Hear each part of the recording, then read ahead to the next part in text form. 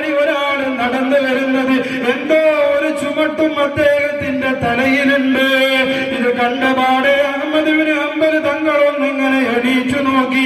അപ്പോൾ ആ മനുഷ്യന്റെ ശ്രദ്ധയിൽ ഇമാം അഹ്മദ് ബിൻ ഹംബൽ തങ്ങളെ പെടുകയാണ്. അദ്ദേഹത്തിനും അറിയില്ല ഈ നാട്ടിലെ വലിയ ഇമാമാണെന്ന്, ഈ കാലഘട്ടത്തിലെ ഏറ്റവും വലിയ മുജദ്ദിദാണെന്ന് അഹ്മദ് ബിൻ തങ്ങളെ അറിയൂല. അങ്ങനെ വിഷയങ്ങളൊക്കെ അന്വേഷിച്ചു. കുശലാന്വേഷങ്ങൾ അങ്ങോട്ടും ഇങ്ങോട്ടും അന്വേഷിക്കുകയാണ്. കാര്യങ്ങൾ പറഞ്ഞു കൊടുത്തു.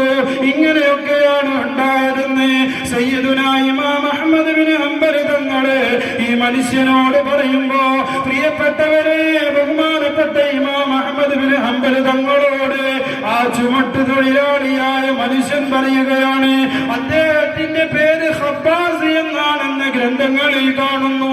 അതല്ലാതെ അദ്ദേഹത്തിന്റെ ജോലിയാണ് ഖബ്ബാസ് എന്ന് പറഞ്ഞാൽ റൊട്ടിക്കച്ചവടക്കാരനെന്ന്. നമുക്ക് ഇപ്പോൾ റൊട്ടിക്കച്ചവടക്കാരൻ എന്നതിലേക്ക് കൈകൊള്ളാം. കാരണം അദ്ദേഹത്തിന് റൊട്ടിക്കച്ചവടമാണ് നടത്തുന്നത്. അദ്ദേഹം റൊട്ടി ചെയ്തുകൊണ്ട്, റൊട്ടി എടുത്തുകൊണ്ട്, ചുട്ടുകൊണ്ട് അദ്ദേഹത്തിന്റെ സ്ഥാപനത്തിൽ പോയി മാവൊക്കെ കുഴച്ച് വൃത്തിയാക്കി റൊട്ടി നടത്തി ആ റൊട്ടി അങ്ങാടിയിൽ കൊണ്ടുപോയി വിറ്റ് അതിൽ നിന്ന് ലഭിക്കുന്ന പണം ഉപയോഗിച്ചാണ് അദ്ദേഹം ഉപജീവന മാർഗം നടത്തുന്നത്. അദ്ദേഹത്തിന്റെ ഉപജീവന മാർഗം, അദ്ദേഹത്തിന്റെ ബിസിനസ് റൊട്ടി വിൽപ്പനയാണ്.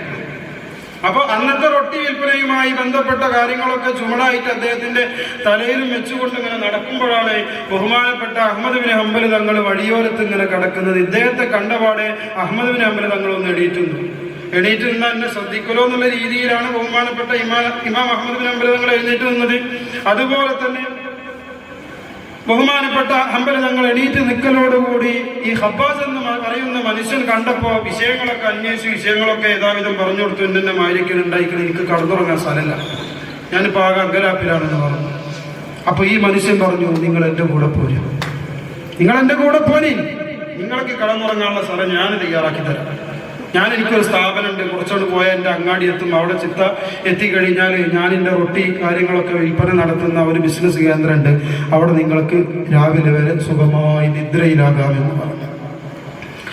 അൽഹംദുലില്ലാഹ്. ബഹുമാനപ്പെട്ട ഇമാം അഹ്മദ് ബിൻ ഹംബൽ തങ്ങൾ, പ്രിയപ്പെട്ടവരെ, ഈ ഖബ്ബാസ് എന്ന് പറയുന്ന മനുഷ്യനോടൊപ്പം യാത്ര തിരിക്കുകയാണ്. ഇതിനിടയിൽ ഒരു വല്ലാത്ത പരീക്ഷണങ്ങൾ നടക്കുന്നുണ്ട്. ഈ ഹാരിസുൽ മസ്ജിദ് എടുത്ത് പുറത്തേക്ക് വിടുന്നത് അള്ളാഹുവിന്റെ ഖലാ ആണ്. എല്ലാം അള്ളാഹുവിന്റെ ഖദർ ഖലാഓടുകൂടി വലിയ ഒരു നിരീക്ഷണത്തിലൂടെ ബഹുമാനപ്പെട്ട ഇമാം അഹ്മദ് ബിൻ ഹംബൽ തങ്ങളെ ഈ ഖബ്ബാസ് എന്ന മനുഷ്യനോടുകൂടെ യാത്ര തിരിക്കുകയാണ്. യാത്ര എങ്ങനെ പോയിക്കൊണ്ടിരിക്കുമ്പോ അഹ്മദ് ബിൻ ഹംബൽ തങ്ങൾ ഈ മനുഷ്യനെ സൂക്ഷിച്ചു നോക്കുന്നുണ്ട്. ഈ മനുഷ്യൻ എന്തൊക്കെയോ ചൊല്ലിക്കൊണ്ടിരിക്കുകയാണ്. സദാ അദ്ദേഹത്തിന്റെ ചെഞ്ചുണ്ടുകൾ ഇങ്ങനെ ചലിച്ചുകൊണ്ടേ ഇരിക്കുന്നത് ബഹുമാനപ്പെട്ട ഇമാം അഹ്മദ് ബിൻ ഹംബൽ തങ്ങൾക്ക് ദർശിക്കാൻ കഴിയുകയാണ്. ഏതായിരുന്നാലും അതിനെ കുറിച്ചൊന്നും ഇപ്പൊ സംസാരിച്ചില്ല. കാരണം ഇനി ഇതും കിടക്കാൻ പറ്റാത്ത ഒരു സാഹചര്യത്തിലേക്ക് എത്തിയ ഇന്നത്തെ രാത്രി എനിക്ക് വിശ്രമമുണ്ടാവില്ല. എനിക്ക് നാളെയും യാത്ര ചെയ്യേണ്ടതാണ്. അതുകൊണ്ട് ഇനി നാളെ രാവിലെ നേരം പുലരുമ്പോ ഈ മനുഷ്യനോട് ചോദിക്കാമെന്ന ഉദ്ദേശത്തോടെ അദ്ദേഹത്തിന്റെ ഒപ്പം അങ്ങനെ നടക്കുന്നു.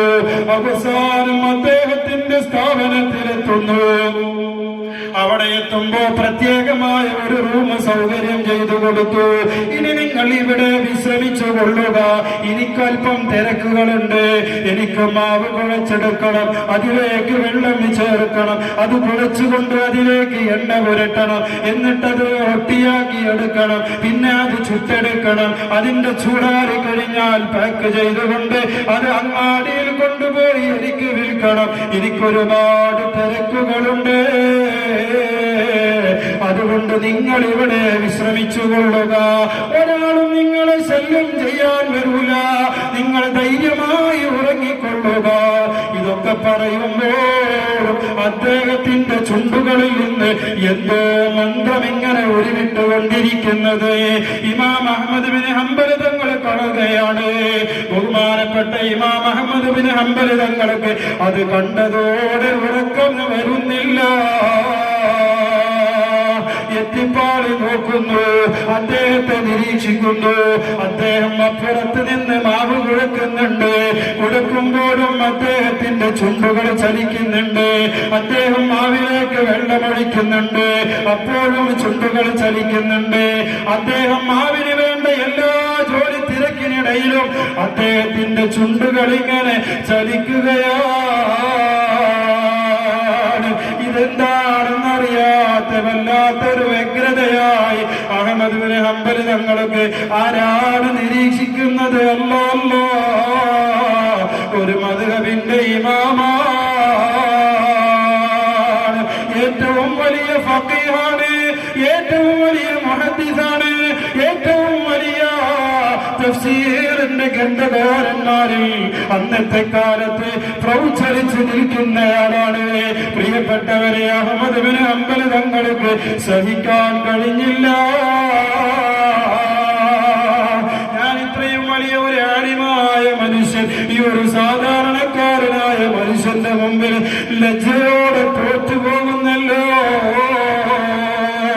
എന്താണ് ഈ മനുഷ്യന് ചൊല്ലുന്നുണ്ടാവുക?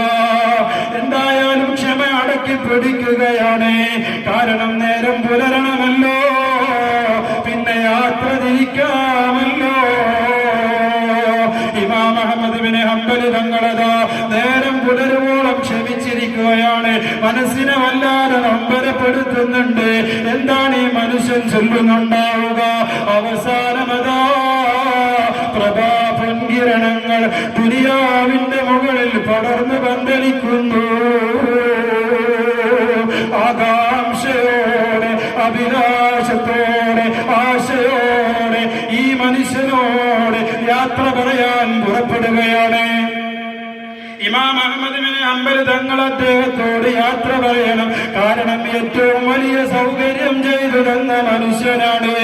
അദ്ദേഹത്തോട് യാത്ര പറഞ്ഞെനിക്ക് യാത്ര തിരിക്കേണ്ടതുണ്ട്. കാരണം എന്തേ?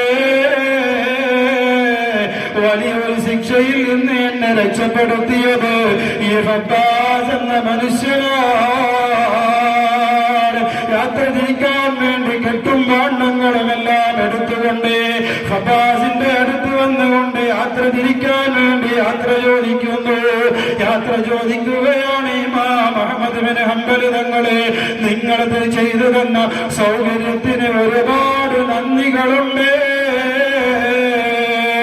അല്ലാഹു നിങ്ങൾക്ക് ഖൈർ നൽകട്ടെ എന്ന പ്രാർത്ഥനയൊക്കെ പറഞ്ഞുകൊണ്ട് എന്റെ പ്രിയപ്പെട്ടവരെ ശ്രദ്ധയോടെ കേൾക്കണേ.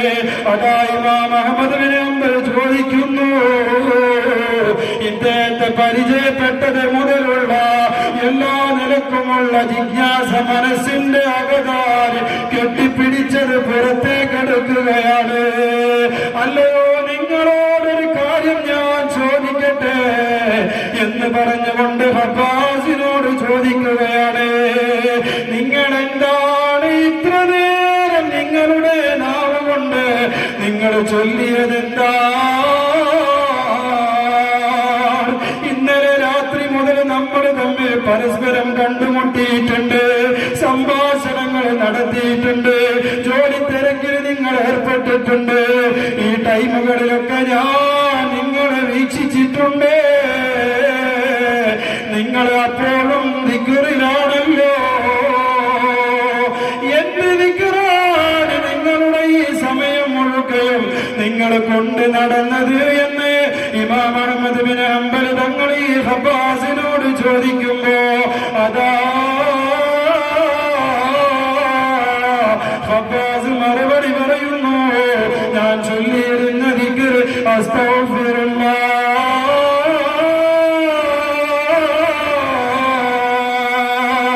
എന്ന് പറയുന്ന ദിക്റാണ്. പ്രിയപ്പെട്ടവരെ, ഇത് കേട്ടപ്പോ അഹ്മദ് ബിൻ ഹംബൽ തങ്ങൾ ചോദിക്കുകയാണ്, കാരണം ഇത്രമേൽ സമയവും രാത്രി ഉറക്കമുണ്ടായിട്ടില്ല, ജോലി തിരക്ക് മാത്രമാണ്. ഈ ജോലി തിരക്കിനിടയിൽ മുഴു സമയവും അസ്തഗ്ഫിറുല്ലാഹ് മാത്രം ചൊല്ലിയ ഈ മനുഷ്യനോട് ചോദിക്കുന്നു, ഇത്ര നേരം ഈ അസ്തഗ്ഫിറുല്ല ചൊല്ലാൻ എന്താണ് നിങ്ങൾക്ക് ഇത് കൊണ്ടുണ്ടായ നേട്ടമെന്ന് സയ്യിദുനാ ഇമാം അഹ്മദ് ബിൻ ഹംബൽ തങ്ങള് ഈ റൊട്ടി കച്ചവടക്കാരനായ ഖബ്ബാസിനോട് ചോദിക്കുകയാണ്, പ്രിയപ്പെട്ട ചെറുപ്പക്കാരാ, എന്റെ ഉമ്മമാരെ, എന്റെ ഉപ്പമാരെ, അദ്ദേഹം കൊടുത്ത മറുപടി എന്താണ്?